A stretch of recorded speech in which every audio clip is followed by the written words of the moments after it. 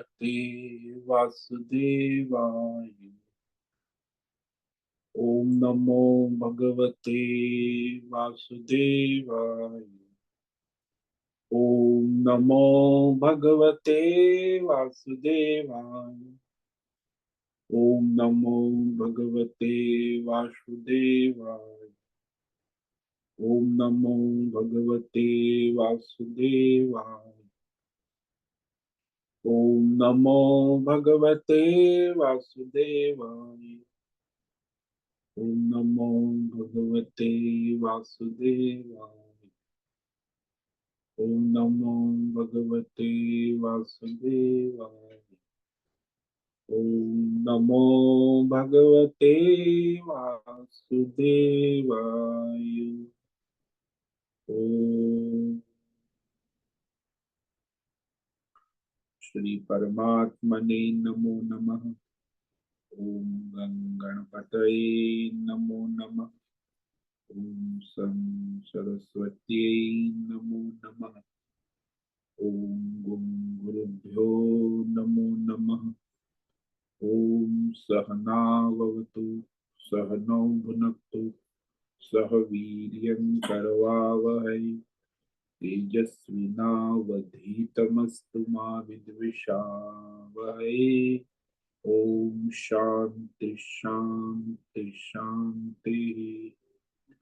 सदाशिव समारंभां शंकराचार्य मध्यम अस्मदाचार्य पर्यन्तां वंदे गुरु परंपरा। ओम पार्थाय प्रतिबोधितां भगवता नारायणेन स्वयं व्यासेन ग्रथितां पुराणमुनिं मध्ये महाभारत अद्वैतामृतवर्षिणीं भगवतीम् अष्टादशाध्यायिनीम् अम्ब त्वामनुसन्दधामि भगवद्गीते भवद्वेषिणि वसुदेवसुतं देवं कंसचाणूरमर्दनं देवकी परमानन्दं कृष्णं वन्दे जगद्गुरुं। नमस्ते परमं ब्रह्म सच्चिदानन्दरूप निर्गुणाय नमस्तुभ्यं ओंकाराय नमो नमः। सर्वे दुर्गाणि तरन्तु सर्वे भद्राणि पश्यन्तु सर्वे सद्बुद्धिमाप्नोतु सर्वे सर्वत्र नंदतु। ओम तत्सत। ओम ओम ओम। आप सभी ऑनलाइन नेटवर्क पर उपस्थित भगवत गीता श्रवण साधकों को आज प्रातः का ऋषिकेश से हमारा अभिवादन अभिनंदन अभिवंदन। हरि ही ओम हरि ही ओम हरि ही ओम। हम सबको आज का यह दिव्य दिन देश काल विषय वस्तु परिस्थिति अवस्था तन मन धन जन व्यष्टि समष्टि आध्यात्मिक भौतिक दैवी क्षेत्र सभी को अपने अपने पूर्व में अनंत जन्मों में किए हुए संचित पाप पुण्य धर्म अधर्म मिश्र सकाम निष्काम कर्मों के पके हुए फल स्वरूप में वर्तमान में आज सभी को अपने अपने प्रारब्ध अनुसार परमेश्वरीय अचिंत्य योग माया के माध्यम से प्रसाद स्वरूप में प्राप्त हुआ है। अतः आज का यह दिव्य दिन परमार्थ हेतु निष्काम सेवा यज्ञ देव यज्ञ ऋषि यज्ञ पितृ यज्ञ मानवता यज्ञ भूत प्राणी यज्ञ सात्विक दान शारीरिक वाचिक मानसिक तप निष्काम कर्म योग ध्यान योग भक्ति योग ज्ञान योग साधनाएं स्वाध्याय वेद शास्त्रों का अध्ययन अध्यापन उपासना आराधना के लिए समर्पित करे और करवावे। अत्यंत दुर्लभ मनुष्य जीवन को परमार्थ हेतु सार्थक करे और करवावे।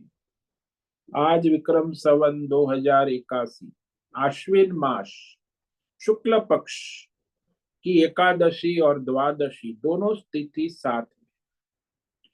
एकादशी सुबह 6:40 तक है, अभी समाप्त हो चुकी, और द्वादशी चल पड़ी है। ये कल सुबह 5:41 तक द्वादशी। उसके बाद कल त्रयोदशी लग जाती। आज है सतमिषा नक्षत्र, जो रात्रि 12:41 तक है। उसके बाद पूर्व भाद्रपद नक्षत्र लग जाता। आज है रविवार और यहाँ शरद ऋतु चल रही है। रात्रि का न्यूनतम तापमान 16 डिग्री और दिन का अधिकतम तापमान 30 डिग्री रहा।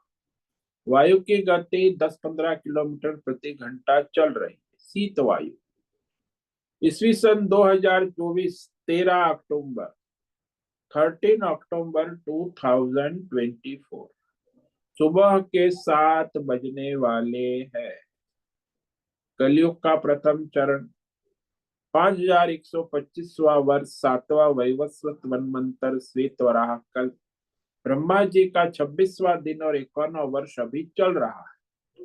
तो ऐसे अनंत कोटि ब्रह्मांडीय परमेश्वरी अचिंत्य योग माया में हमारा यह एक ब्रह्मांड, इसमें ये पृथ्वी लोक में समुद्र के ऊपर जम्बू द्वीप में विश्व का एकमात्र वैदिक राष्ट्र भारत में उत्तर हिमालय प्रांत में उत्तराखंड राज्य में टिहरी जिले हिमालयन शिवालिक पर्वतमाला के अंतर्गत मणिकुट पर्वत के ऊपर नीलकंठ महादेव के सामने ऋषिकेश नगरी में मुनि की रेती प्रांत में शीशम जाड़ी अवधूत बाड़ा आश्रम के सी ब्लॉक के पहले माले से 5 नंबर कमरे से गंगा किनारे से हम स्वामी उत्तमानंद सरस्वती भगवद गीता के आचार्य शिष्य स्वामी चिन्मयानंद सरस्वती महाराज, चिन्मय मिशन, कैवल्याद्वैत वेद व्यास भगवतपाद शंकराचार्य की श्रृंगेरी संन्यास परंपरा से शिक्षित दीक्षित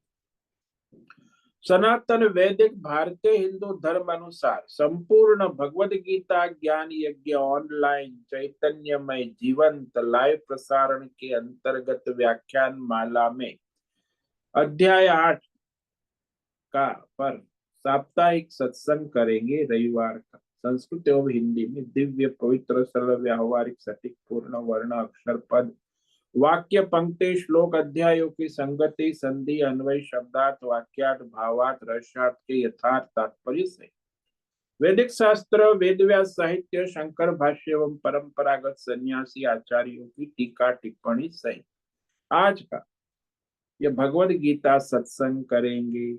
कृपया आप सभी श्रद्धा भक्ति ध्यान से परिपूर्ण होकर के यह दिव्य श्रवण साधना करें। इसमें से कुछ ग्रहण करे, कुछ धारण करे, कुछ अपने जीवन में चरितार्थ करे और उसमें निरंतरता लाए। अपनी अपनी आध्यात्मिक भौतिक दैवी अशांति द्वंद्व मोह विक्षेप और धार्मिक और शास्त्रीय परंपरागत भ्रम भ्रांतियों से रहित होकर के अपने अपने शरीर इंद्रिय प्राण मन वचन कर्म और बुद्धि से एक रूप एकाग्र होकर शुद्ध सात्विक सूक्ष्म वेद शास्त्र आचार्य परंपरा अनुसार विवेक बुद्धि करे। पुनः पुनः इस व्याख्यान का श्रवण करे, मनन करे, चिंतन करे, लेखन करे, प्रचार प्रसार करे, लिंक भेजे, ग्रुप में शेयर करे, अपना और सबका परम कल्याण करे और करवावे। ओम तत्सत। ओम ओम ओम। इस सप्ताह में हमने अष्टम अध्याय के जो भगवान को अर्जुन ने 7 प्रश्न पूछे हैं उसके उत्तर में विवेक विचार किया था। तो अर्जुन ने भगवान से 7 प्रश्न पूछे। हे पुरुषोत्तम, वह ब्रह्म क्या है? दूसरा प्रश्न, अध्यात्म क्या है? तीसरा प्रश्न, कर्म क्या है? चौथा प्रश्न, अधिभूत क्या कहा गया? और 5वां प्रश्न, अधिदैव किसको कहते हैं? छठा प्रश्न पूछा अर्जुन ने, अधियज्ञ कौन है?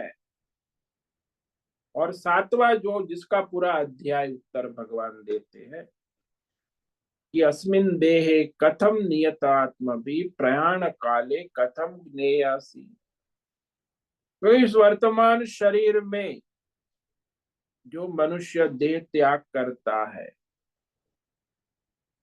तो अंत समय में आप परमात्मा किस प्रकार से जानने में आते हैं। अंत समय जब देह त्याग का समय है तो उस समय आप किस प्रकार से जानने में आते हैं। ये अर्जुन का प्रश्न। भगवान ने 6 प्रश्नों का उत्तर तो संक्षेप में दे दिया कि ब्रह्म परमम अक्षरम ब्रह्म, उसके आगे कुछ नहीं, परमम कहे जिसका कभी क्षर नहीं होता। संसार में सब नश्वर है लेकिन एक ही शाश्वत है, वो है अक्षरम ब्रह्म, परमात्मा, परम ब्रह्म। और ये जीव जो है उसका प्रतिबिंब है ना, उसे अध्यात्म का, परमेश्वर का प्रतिबिंब, अध्यात्म, जीवात्मा। और उसे जो कर्म के विषय में कहा कि जो अनेक प्रकार की वृत्ति प्रवृत्ति, आदान प्रदान, त्याग ग्रहण जो भौतिक अध्यात्म दैव विषय में होता है उसे कर्म कहा गया है।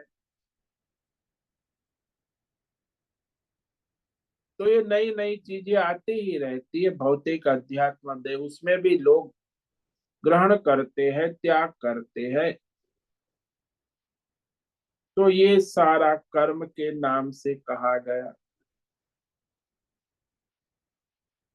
जो उत्पत्ति स्थिति लय पुनः उत्पत्ति वाले जो संसार के भौतिक अध्यात्म दैव विषय पदार्थ है उसे यही अधिभूतम कहा। सारे भौतिक अध्यात्म दैव स्थूल सूक्ष्म जिसकी उत्पत्ति होती है, रहते हैं, फिर क्षय होता है, फिर पुनः उत्पत्ति होती है, तो इसे क्षर भाव, क्षर अधिभूत उच्यते। और समष्टि हिरण्यमय पुरुष यानी सोपाधिक ईश्वर जिसे हिरण्य गर्भ कहते हैं, ईश्वर कहते हैं, वो अधिदैव है, ईश्वरीय शक्ति, त्रिगुणात्मक माया शक्ति, ये अधिदैव है। और जो इस शरीर में अंतर्यामी रूप से वासुदेव उपस्थित है वो अधियज्ञ कहा गया। कि जीव जो है उसका मनुष्य देह और उसका जीवन ही यज्ञ है।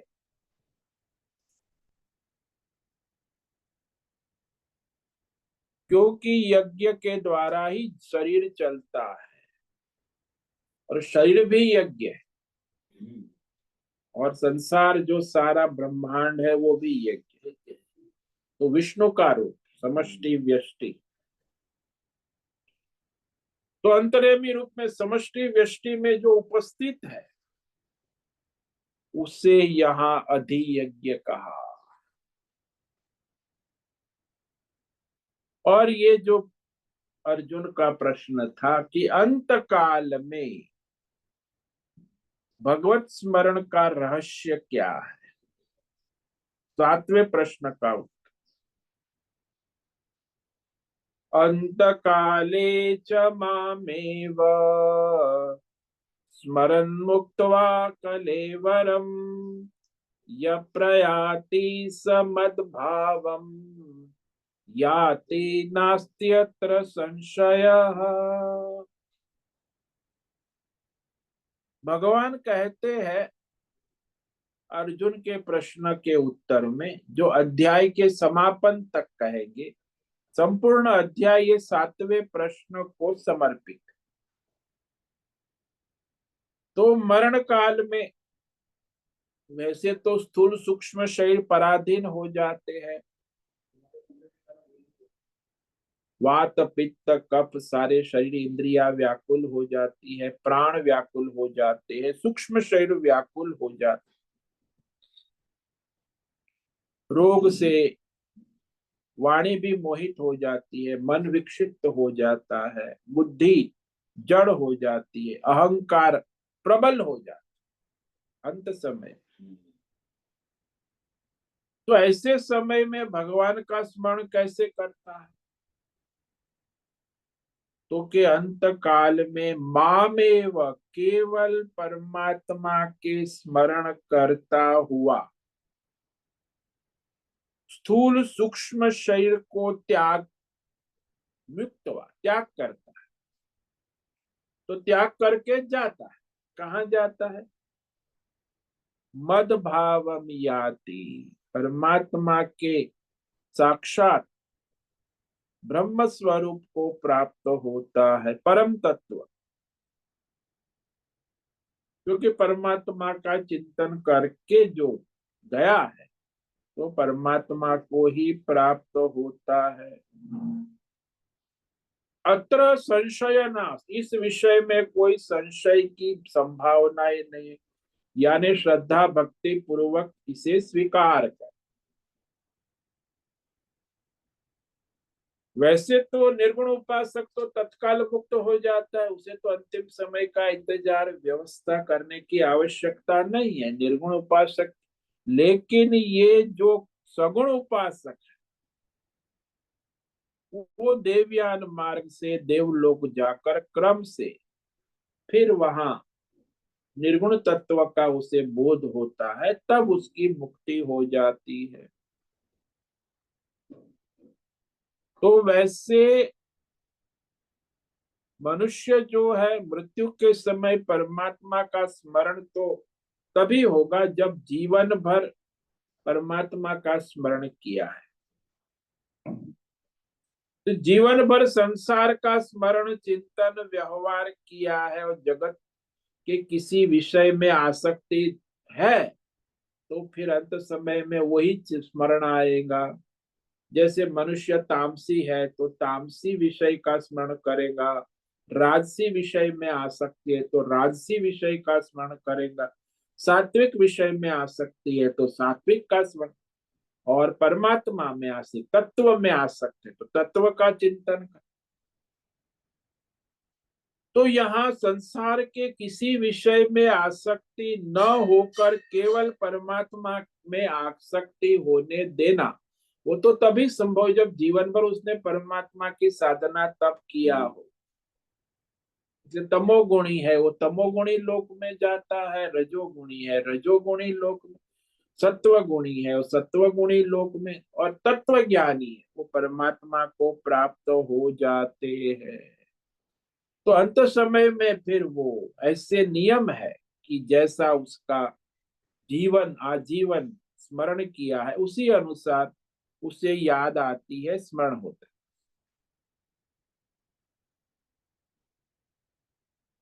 तो ये जो पुनर्जन्म को प्राप्त होता है मृत्यु के समय, मृत्यु जैसा विषय वृत्ति वाला होता है, सात्विक राजसी तामसी भौतिक अध्यात्म दैव।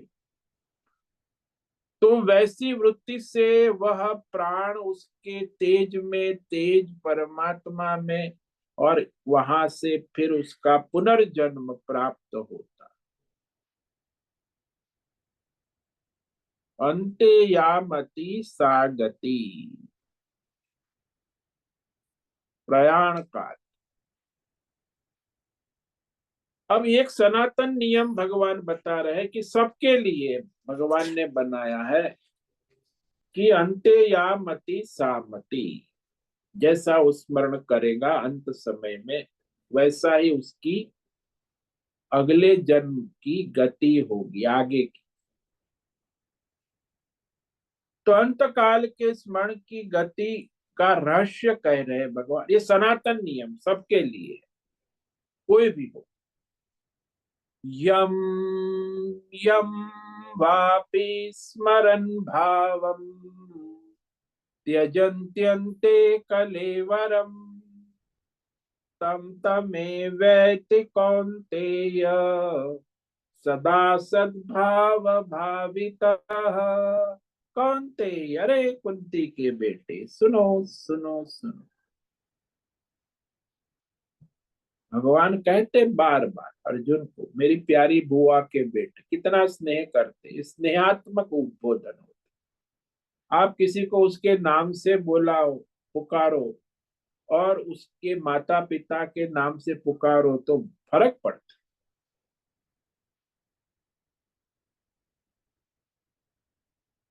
तो उसमें स्नेह ज्यादा होता है, अत्यंत स्नेह का प्रतीक।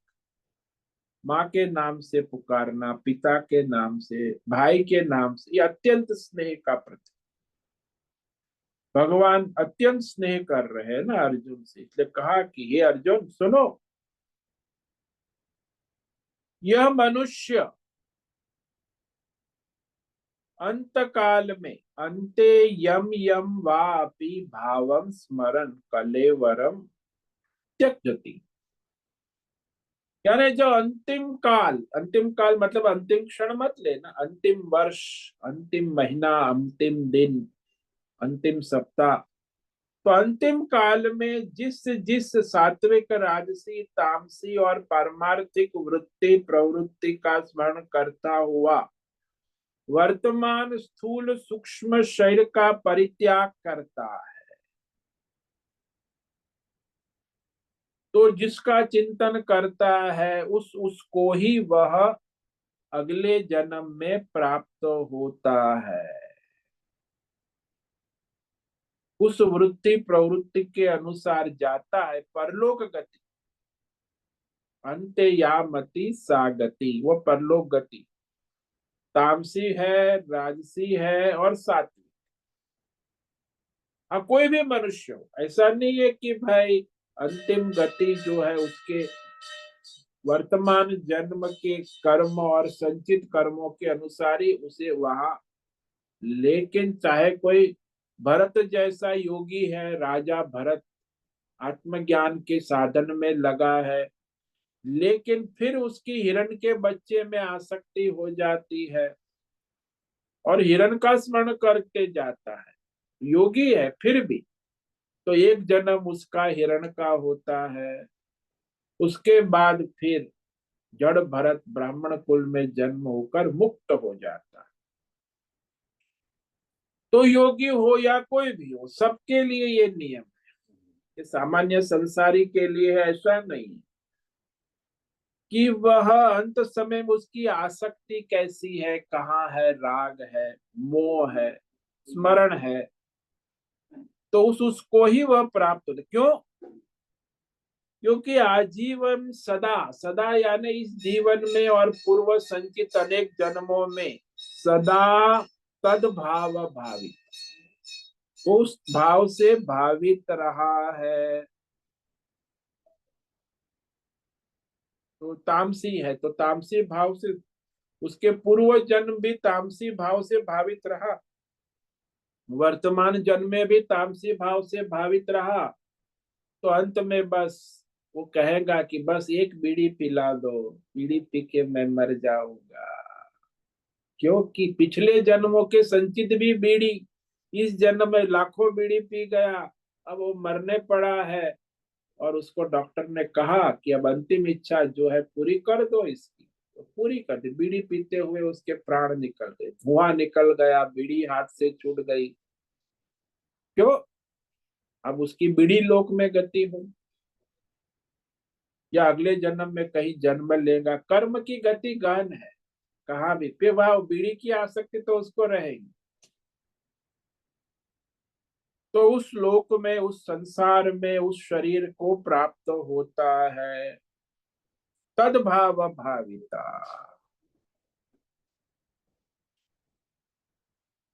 तो इसीलिए आजकल के लोग जो जिंदगी भर ये सब बॉलीवुड, हॉलीवुड, ये संसार के राजनीति, उसमें अंतःकरण में उसी की चर्चा विचारणा,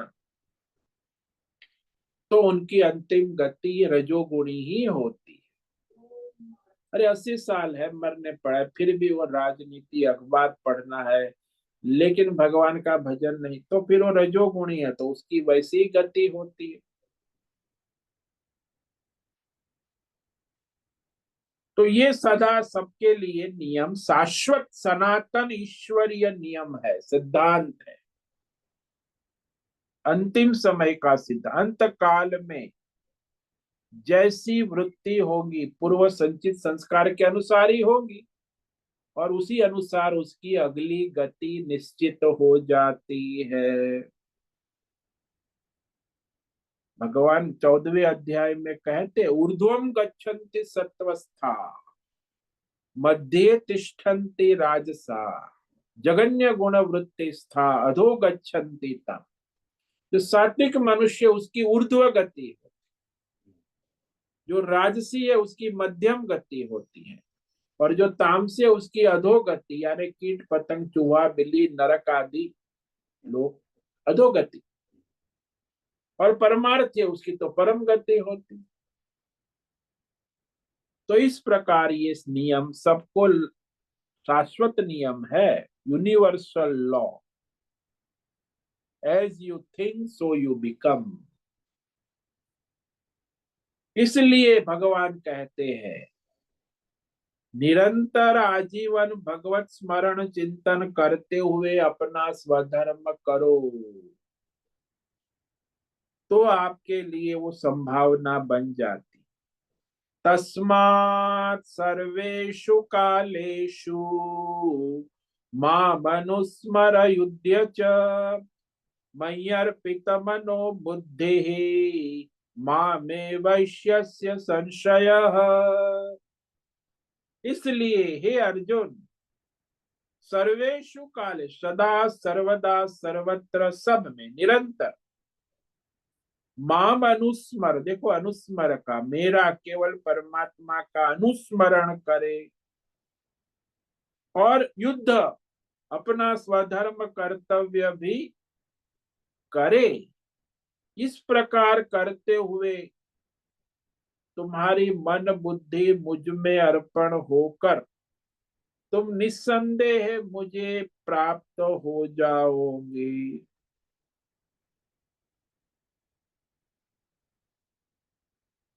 तो ये भगवान की आज्ञा, आदेश है, प्रेरणा है सभी मानव जाति, कि आप अपना स्वधर्म तो करो लेकिन मेरा स्मरण भी बनाए रखो।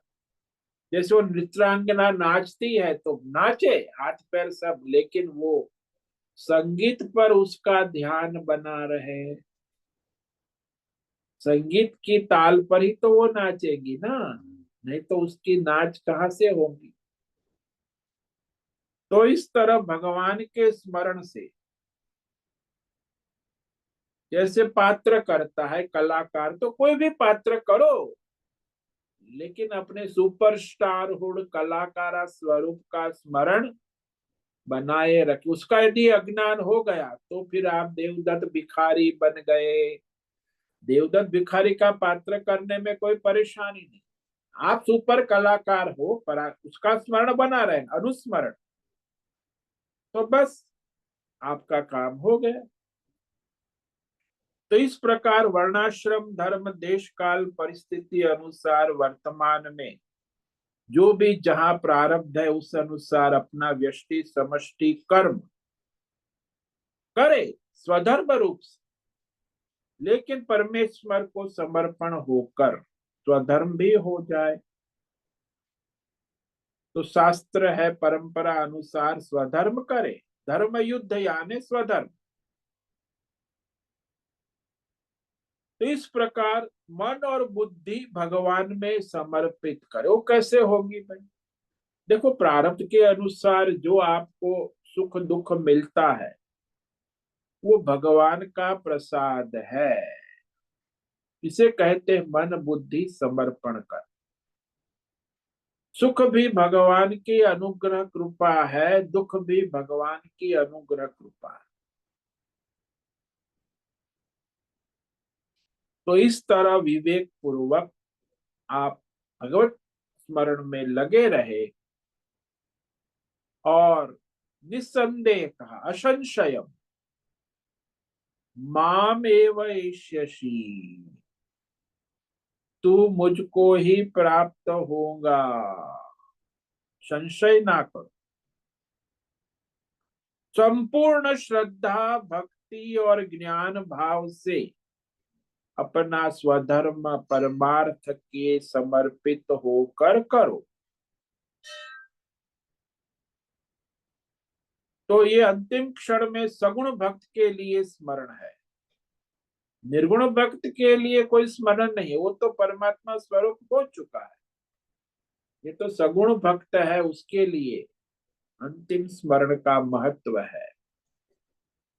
तो इस प्रकार निरंतर भगवत अभ्यास और अपना स्वधर्म करते हुए तुम परम दिव्य परमेश्वर को प्राप्त हो जाओगे। वो कैसे होता, ये कहते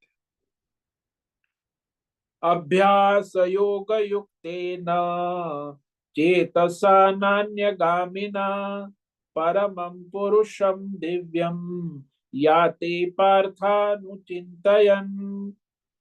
तो ये सनातन नियम है कि परमेश्वर के स्मरण अभ्यास योग के युक्त और वहीं अन्य यहाँ वहां यानी भौतिक अध्यात्म दैव विषयक बुद्धि ना हो, अन्यगामी ना, केवल भगवत स्मरण भगवत अभ्यास और अपना स्वधर्म करे और कहीं यहाँ वहां अपने कर्म को बुद्धि को मन को न दौड़ाए। तो प्रारब्ध के अनुसार जो स्वधर्म है वो करते हुए परमात्मा के स्मरण का अभ्यास करते हुए निरंतर अपने परमार्थ में लगे रहे,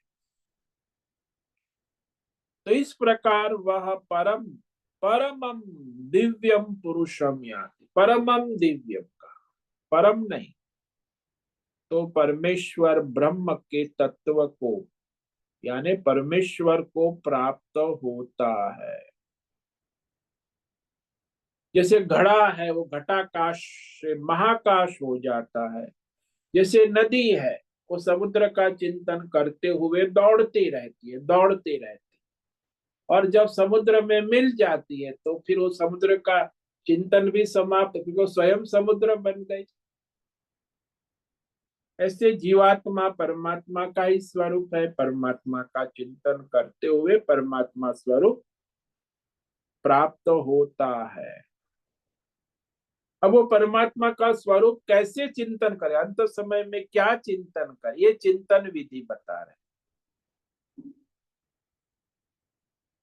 कविम पुराणम अनुशासितारम अणुरणीयान् समनुस्मरेद्य सर्वस्य धातारमचिन्त्य रूपम् आदित्यवर्णं तमसः परस्तात्।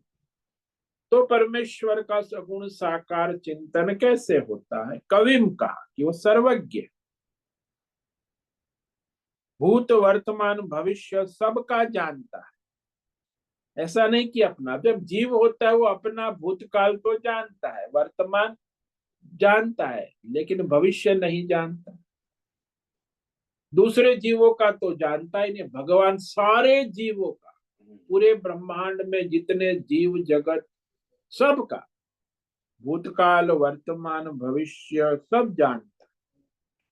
इसलिए कहते हैं ना भगवान तो सब जानते, तो जानते ही है, कर्म और फल को देते हैं, जानते हैं तभी तो देते हैं ना। और भगवान कैसे, परमात्मा पुराणम अनादि, अनादि यानी कि जो हमेशा जैसा है वैसा ही रहता है, नित्य नूतन भी कहते अनादि।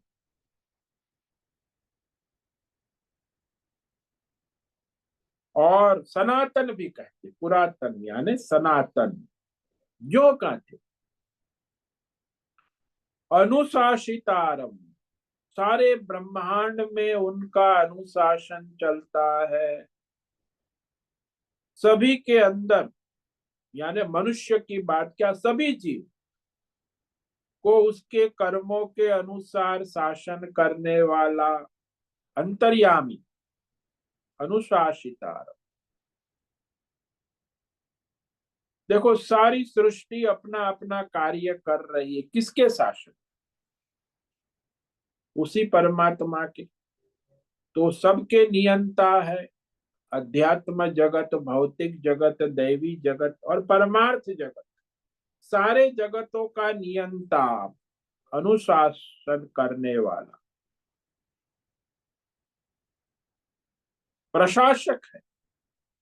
ये प्रशासन जो है उनका बड़ा अद्भुत है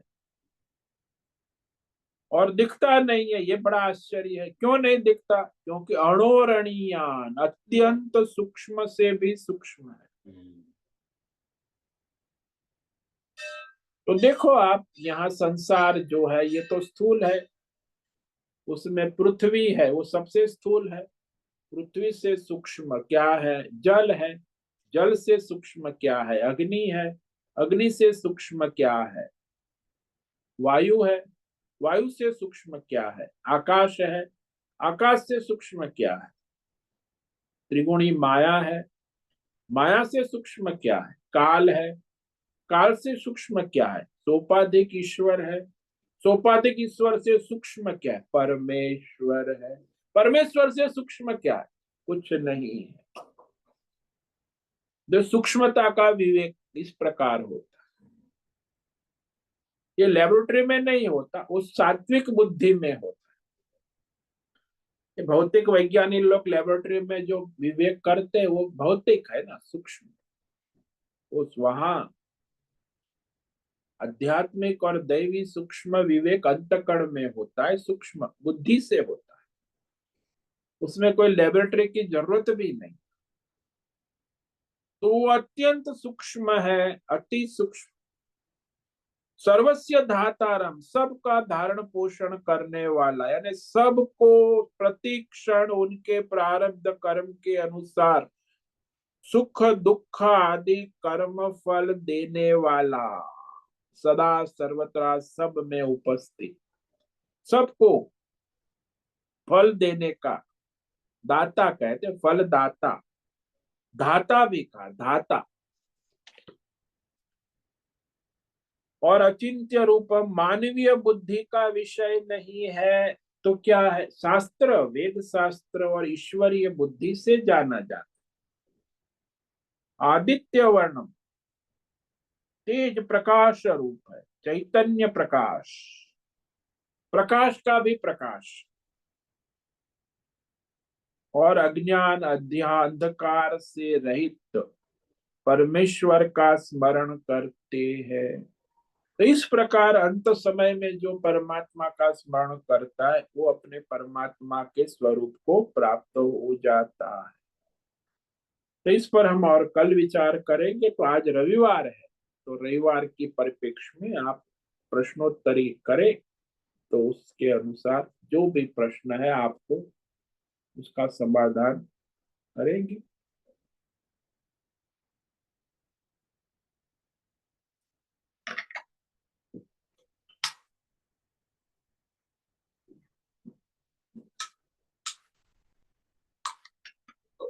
ये खोल दो दरवाजा।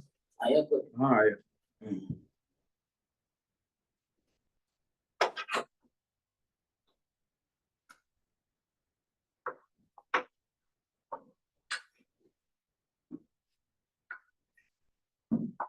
ओवन आता ना, फूट जाता है इसके बगैर।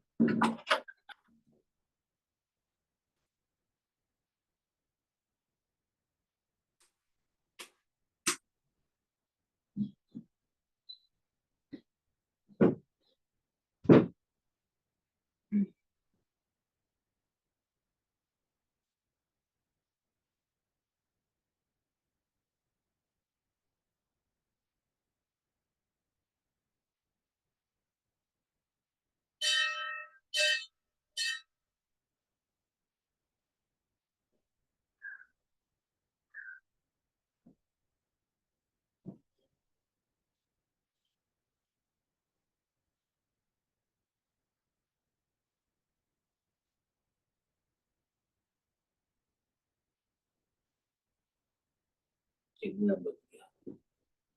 अब तो 7:20 हो रहे हैं समय।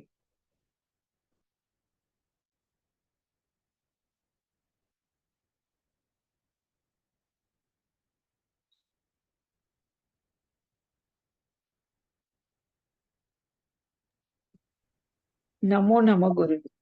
हाँ बोलो, नहीं ना बेटा। गुरुदेव, ये जब हम अभ्यास करते हैं, ब्रह्म क्या है, कर्म क्या है, तो उससे यही अपने जीवन में जीने की रीत भी समझ में आ जाती है कि जीना कैसा है, काम कैसे करना है।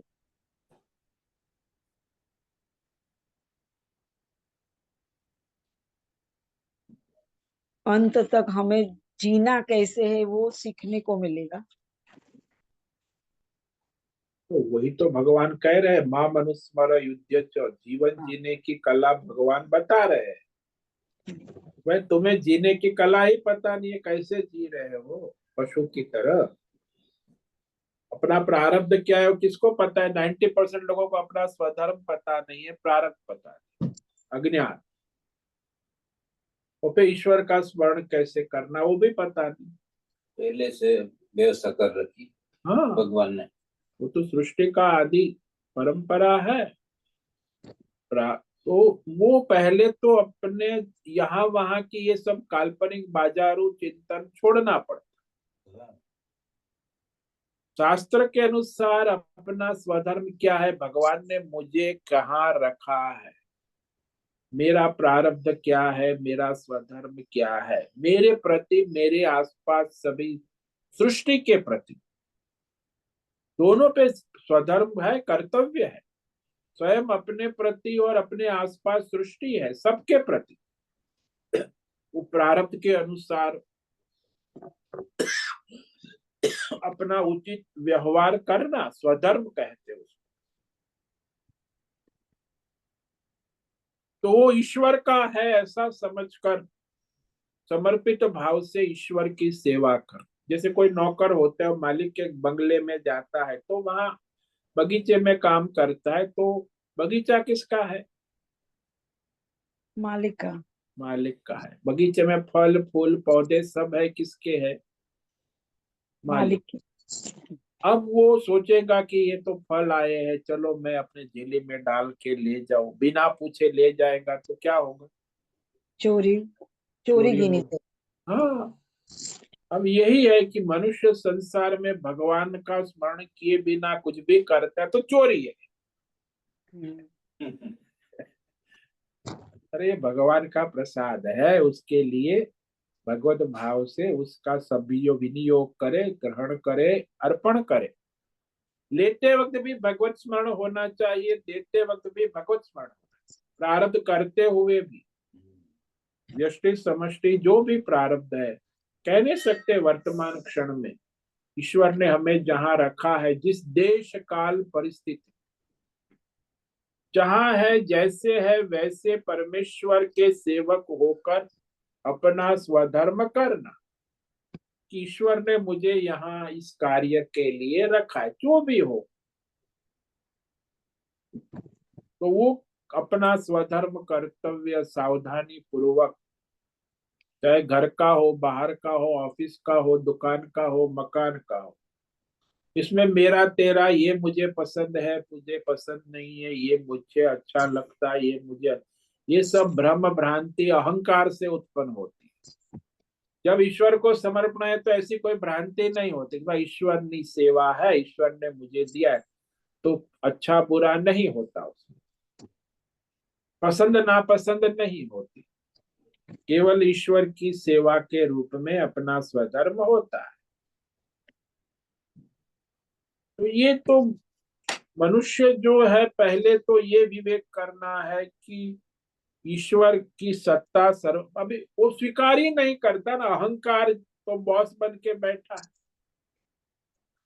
और जीव का अहंकार है, ईश्वर की दो दो सत्ता तो हो नहीं सकती ना। हाँ। आप यदि जीव भाव से अपने अहंकार से जी रहे हैं तो ईश्वर की सत्ता का स्वीकार ही नहीं करेंगे। ईश्वर की सत्ता का स्वीकार तो आपका अहंकार ढीला पड़ जाएगा। वो बॉस जो है, दो बॉस तो हो नहीं सकते, दो मालिक तो हो नहीं सकते। इसलिए सबसे बड़ी बात है कि वो मनुष्य अपने अहंकार को छोड़ना नहीं चाहता।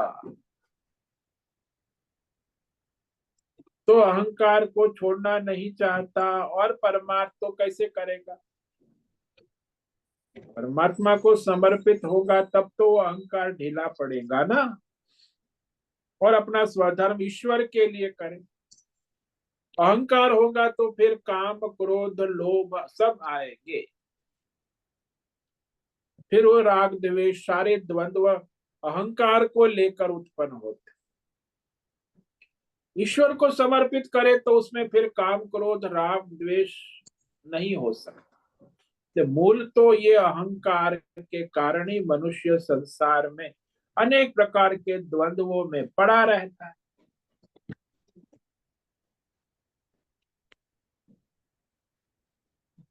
तो ये बहुत ही विशेष ध्यान रखने की आवश्यकता है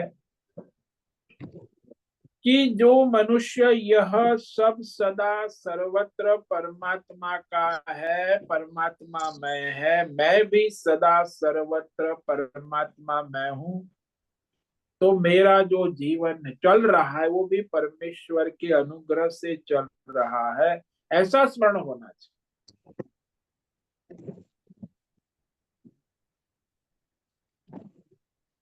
जहां देखो वहां बस वही परमात्मा की सत्ता है और उसी के हम सेवा करने समर्पित है।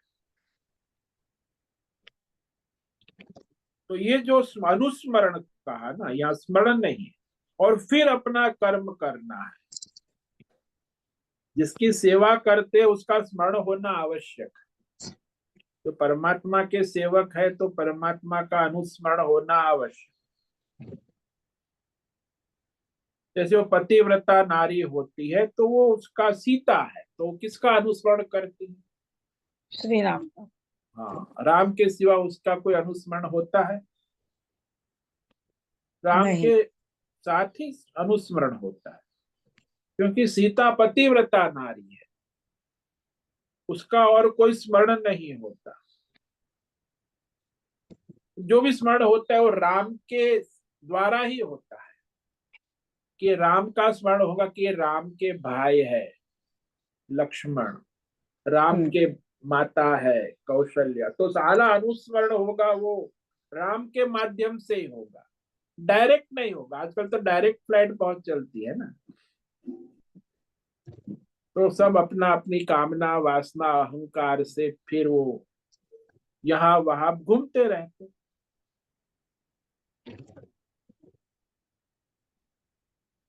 तो ये जो अनुस्मरण में अन्य विषयों का चिंतन छोड़कर केवल एक परमेश्वर का स्मरण बना रहे और अपना स्वधर्म उसके लिए करे, तो अंतःकरण भगवतमय है और सारा जो कर्म है वो भी उसके लिए है।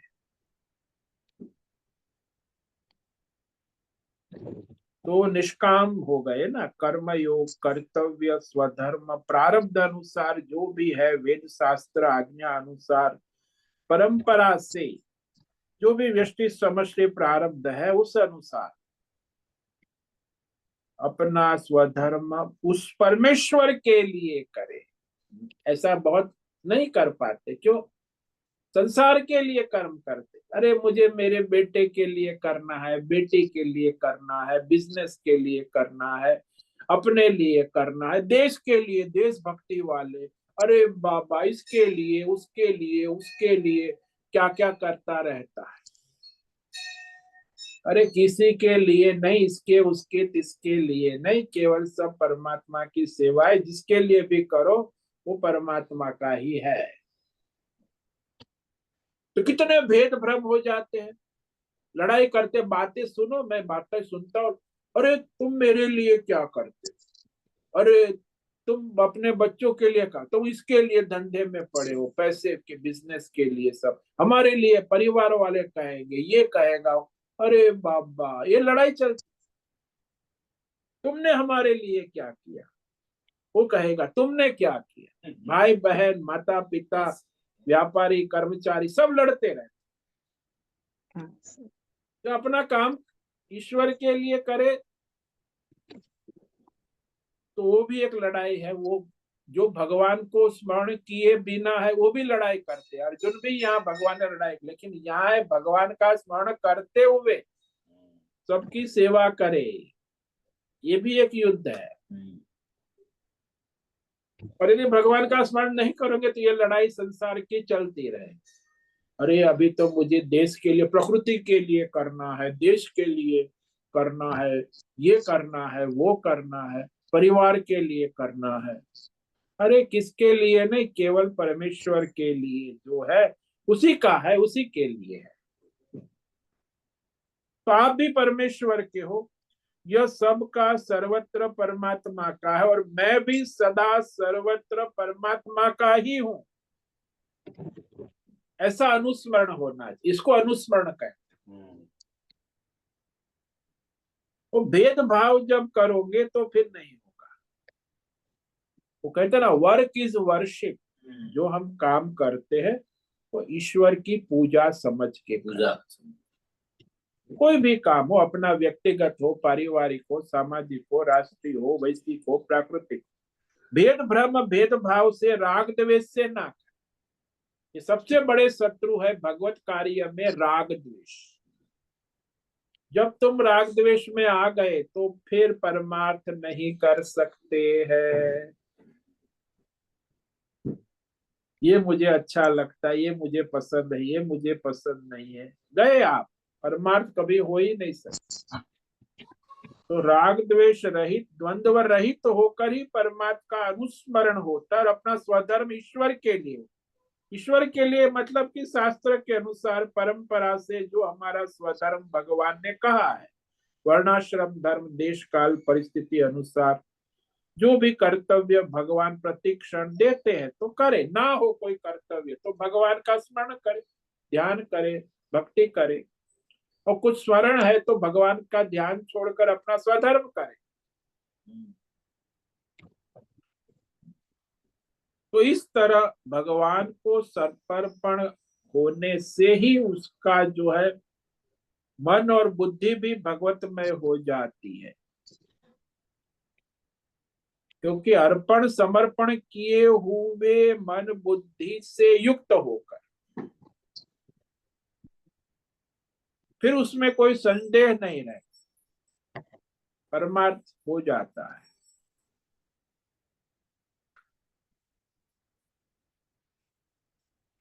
तो ये विवेक करना आवश्यक है भाई।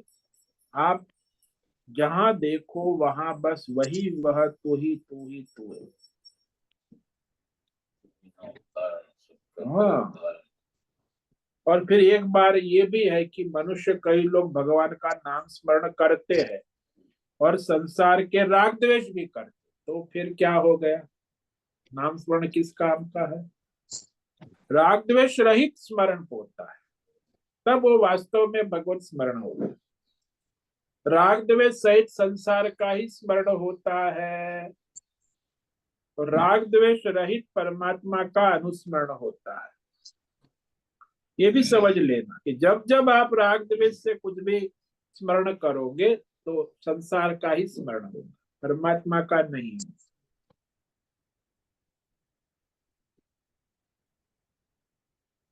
तो ये सारा बुद्धि, मन, इंद्रिय, वाणी, शरीर, संसार, व्यष्टि, समष्टि, संकल्प, विचार, प्रवृत्ति, व्यवहार सब परमेश्वर के अनुग्रह से हो रहा है।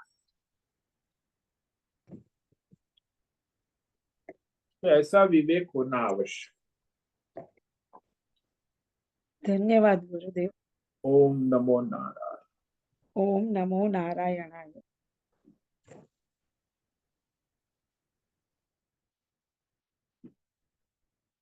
हरिओम हरिओम हरिओम स्वामी जी। हरिओम, बोलो भद्रेश। स्वामी जी, जीव, माया, काल और परमात्मा एक इस हाँ तरह जी, से पूरा। सूक्ष्म से सूक्ष्म से सूक्ष्म है ना। तो जीव का ज्ञान, माया का ज्ञान, और एक काल का ज्ञान कैसे करें? काल का जो है उसका बहुत ही कम विवेक अरे होता काल जो है वो भगवान का ही स्वरूप है और शासन कर रहा है काल रूप में भगवान। कालोस में लोक, ये सारे ब्रह्मांड का शासन काल होकर मैं कर, समय से सबका कर्म का हिसाब चलता है, इसलिए अनुशासन। काल मतलब कि वो सभी जीवों पर उनका शासन काल के द्वारा। नहीं तो काल नहीं होगा तो शासन कैसे होगा?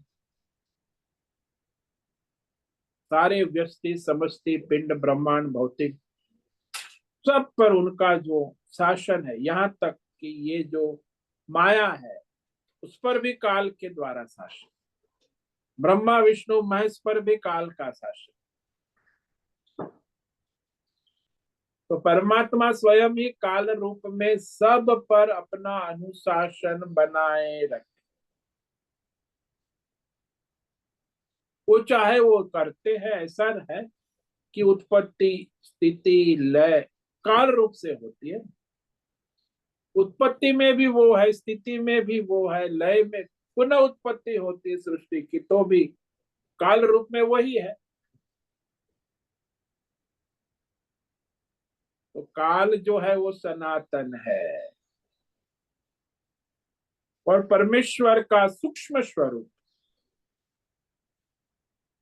प्रत्येक क्षण, इसीलिए तो क्षण क्षण परमात्मा का स्वरूप है, कण कण परमात्मा का स्वरूप। इतना विवेक हो जाए तो आपको सर्वत्र परमात्मा का अनुस्मरण बना रहे, लेकिन है ही नहीं। विस्मरण के क्षण क्षण संसार का ही स्मरण होता है। स्वयं क्षण ही परमात्मा का स्वरूप है, ऐसा समझ लो तो आपको हर क्षण परमात्मा का स्मरण रहे। काल विलय हो जाएगा। काल का को महत्व कहाँ रहा? क्षण स्वयं ही परमात्मा का स्वरूप। तो परमात्मा की आराधना करो क्षण क्षण, कण कण परमात्मा का स्वरूप, तो फिर आपका अनुस्मरण हो गया। फिर जो स्वधर्म है करो। वर्तमान में ईश्वर ने आपको जहां रखा है, देश काल परिस्थिति प्रारब्ध अनुसार, बस केवल अपना स्वधर्म करना है, कोई विशेष करने की आवश्यकता नहीं। तो व्यष्टि समष्टि के भ्रम छोड़ देना है। जो भी प्रारब्ध है व्यष्टि समष्टि वो स्वधर्म करे।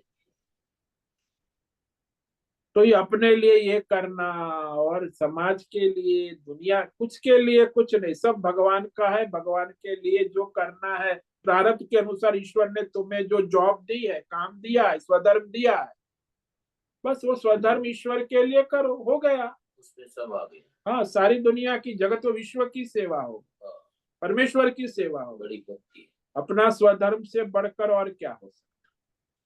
वही तो भगवान अर्जुन को बार बार यहाँ भी यही तो कह रहे हैं ना, तुम्हें मेरे स्वरूप में स्थित होना है तो सर्वेषु कालेषु सदा सद समय निरंतर मेरा अनुस्मरण कर और अपना युद्ध स्वधर्म प्रारब्ध अनुसार मुझे समर्पित भाव से कर। समर्पित, मय्यर्पित मनोबुद्धि, इसमें आनंद है। बस आप हो गए भगवत भक्त। यही भक्त है वास्तविक। ये इस वास्तविक भक्ति है। बाकी तो सब विभक्ति है। फिर वो राग देश में हाँ, उलझ जाते। राग द्वेष काम क्रोध लोभ में आप यदि डूबे हैं तो भगवान नहीं है, समझ लेना। जब राग द्वेष काम क्रोध से रहित हम अपना स्वधर्म करते तो हम भगवान को समर्पित। भगवान के साथ इतना फर्क है, कोई ज्यादा फर्क नहीं। हाँ, तो ये विवेक करना आवश्यक।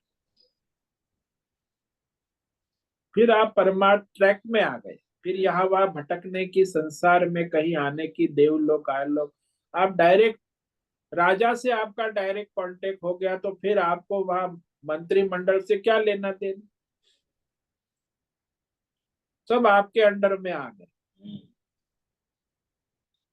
काल तो मैं 1 2 3 4 मतलब ये गिनती का नाम काल है। और क्या? काल गणित है, ज्योतिष शास्त्र है, जिसको आप ज्योतिष कहते हो, काल कहते हो, गणित कहते हो, बस वही है, 1 2 मैथमेटिक्स 3 4 कहते हो। 5 मैथमेटिक्स कहो, गणित कहो, काल कहो, ज्योतिष शास्त्र कहो, ये सब ये काल। काल की बहुत व्याख्या हो जाए। आप कहते हो नहीं ये सब ज्योतिष शास्त्र काल ही है। ये गणित आप मैथमेटिक्स करते हो वो क्या है? वो काल ही है। बाकी वास्तव में कोई काल नहीं है। ऐसा कोई वास्तव परमार्थ का तो परमात्मा के सिवा कुछ है ही नहीं।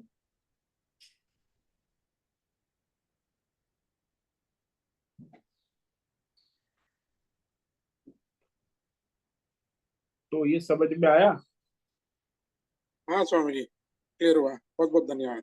ओम नमो नारायणाय। ओम नमो नारायण। तो आज एकादशी व्रत है और किसी को कोई प्रश्न है? हेमा, हाँ बोलो, क्या है? हाँ स्वामी जी, ओम नमो नारायणाय। हाँ बोलो। स्वामी जी, अभी जो आपने कहा कि प्रारब्ध है वो भगवान का प्रसाद भाव है, वैसे स्वीकार करना है। हाँ जी। तो ये हम ऐसा होता है कि जब भी हमारे पर कुछ दुख या तकलीफ आती है तो वो जैसे मन को हम समझाते कि हमारा प्रारब्ध है, ऐसे करके अपने आप को शांत करते हैं। मगर जब भी दूसरे का तकलीफ आती है ना, तो भी वही भाव आता है, तो फिर थोड़ी जो अपने अंदर दया करुणा है वो कम हो जाती है कि भाई उसका प्रारब्ध है, वो आया है। तो ये ऐसी वृत्ति आ जाती है, वो थोड़ी जड़ जड़ जैसे बन जाते हैं। तो ये फिर क्यों ऐसे हो जाता है? देखो, सबका प्रारब्ध तो है, लेकिन यदि हमारा कोई स्वधर्म है तो वो ईश्वर की सेवा रूप से करना है। उसका प्रारब्ध इससे मुझे कोई लेना देना ऐसा नहीं। उसका प्रारब्ध और मेरा प्रारब्ध ईश्वरी है, एक ही है। ये है। चाहे आप मेरा हो चाहे उसका हो। हाँ, वो बराबर है, मगर फिर वो अपना प्रारब्ध भुगतेगा, ऐसे करके मन में नहीं वो। नहीं, वो फिर आप पलायनवाद में आ गए। वो अच्छा। प्रारब्ध उसका है हाँ, तो और वो भी हमें। ईश्वर का अनुग्रह, ईश्वर की कृपा है, ईश्वर से ही प्राप्त है। तो वहां भी उसका प्रारब्ध और आपका प्रारब्ध, दोनों प्रारब्ध ईश्वरीय है। उसमें आपको स्वधर्म दोनों में करना है। ये अच्छा। समझ। जो यथाशक्ति। हाँ, अपनी शक्ति भक्ति जो है। हम्म। आपके प्रारब्ध में आप अपना स्वधर्म करोगे, उसके प्रारब्ध में भी आपका स्वधर्म है। मानो कि मैं हम्म। रास्ते में जा रहा हूँ तो वो वहां एक व्यक्ति गिर गया चक्कर आके, तो उसका प्रारब्ध है, मैं क्या करूं? अरे भाई, मेरा भी प्रारब्ध है, उसका भी प्रारब्ध है। मैं जाके उसको उठाऊंगा, पानी पिलाऊंगा, क्या है। तो वो उसका प्रारब्ध है, इसलिए ईश्वर का मेरा प्रारब्ध है उतना ही महत्व का उसका प्रारब्ध है। वो मेरे सामने ईश्वर ने उपस्थित किया है। तो दोनों में मेरा स्वधर्म बन गया। यथाशक्ति करना चाहिए। हाँ, जो अपना स्वधर्म है वो भी, उसका भी प्रारब्ध और आपका प्रारब्ध ईश्वरीय है। उसने निर्धारित किया आपको उस क्षण, वो आपका स्वधर्म आप करे। नहीं, ऐसा पलायनवाद नहीं हो सकता कहीं भी। समझ में आया? हाँ स्वामी जी, मेरे सामने हुआ है यानी तभी मेरा स्वधर्म जुड़ हाँ, जाता ईश्वर ने मेरे सामने, वही महत्व। पीछे दौड़ने की जरूरत नहीं है। जो सामने नहीं है वो प्रारब्ध वर्तमान क्षण में मेरे सामने जो हो रहा है वो ईश्वर का व्यष्टि समष्टि जो भी हो रहा है, है। हम्म। सब में मेरा स्वधर्म आता है। यानी कि मेरे लिए ऐसा नहीं है। सामने जो भी परिस्थिति हो वो समष्टि ईश्वरीय प्रारब्ध है, सबका मेरा, ऐसा अलग नहीं है। व्यष्टि समष्टि। सब में ईश्वर है या हाँ, व्यष्टि समष्टि सर्वत्र ईश्वर तत्व उपस्थित। समष्टि प्रारब्ध वही व्यष्टि प्रारब्ध है, व्यष्टि प्रारब्ध वही समष्टि प्रारब्ध। तो वहां अपना स्वधर्म करे। हाँ स्वामी जी, समझ में आ गया। बहुत बहुत धन्यवाद। ओम नमो नारायणाय। ओम नमो नारायण। ठीक है, आज एकादशी है और पाशंकुश एकादशी, तो व्रत करे, पूर्णिमा तो गुरुवार की साधना है। करे और अपना परमार्थ करे। सभी को आज का ओम नमो नारायणाय। सबको आज का ओम नमो नारायण। सभी साधकों को आज का ओम नमो नारायणाय। सबको ओम ओम नमो नमो नारायण। नारायणाय स्वामी, सभी साधु। ओम नमो नारायण। ओम नमो नारायणाय। ओम नमो नारायणाय। महाराज जी ओम ओम नमो नारायण। बहुत से निवेदन है आज का सत्संग पूर्ण करें। ओम नमो नारायणाय। आज का यह दिव्य सत्संग हम यही पूर्ण करते हैं। सभी साधकों को ओम नमो नारायणाय। सभी साधकों को ओम नमो नारायण।